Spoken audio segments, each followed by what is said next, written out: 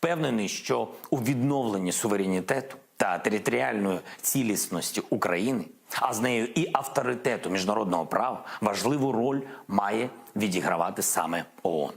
Для цього слід вдосконалювати існуючі механізми.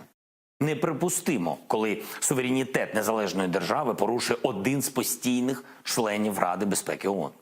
Це остаточно доводить механізми зразка 1945 року сьогодні працюють не до кінця. Можно ли лишить действительно Россию права вето в Совбезе ООН? Ну, гипотетически да, но для этого нужно провести реформу Организации Объединенных Наций, хотя бы вот в это, или частичную реформу Совета Безопасности Организации Объединенных Наций.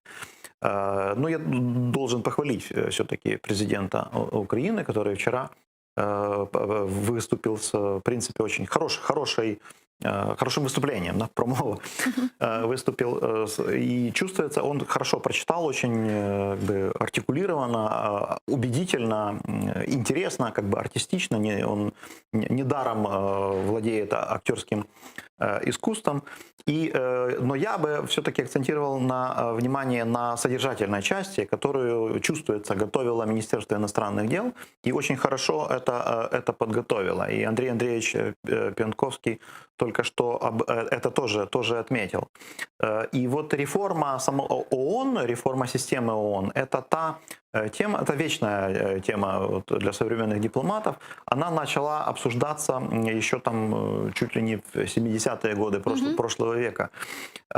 И создано много всяких рабочих групп по разработке проектов и так дальше. Но все, конечно же, в конце концов упирается в право вето члена Совета Безопасности, одного из членов Совета Безопасности этой организации, которым есть и Россия в том числе, которая может эту систему, реформу просто заблокировать. Поэтому даже до голосования таких дел никогда не доходило. Когда это может быть возможно? Только тогда, когда страны-члены Организации Объединенных Наций исключат, примут решение политически исключить Россию из состава Совета Безопасности и найдут способ, как это сделать. Вплоть до того, что создадут какой-то новый орган или новую ООН, напишут новый устав этой ООН и поставят Россию просто перед фактом.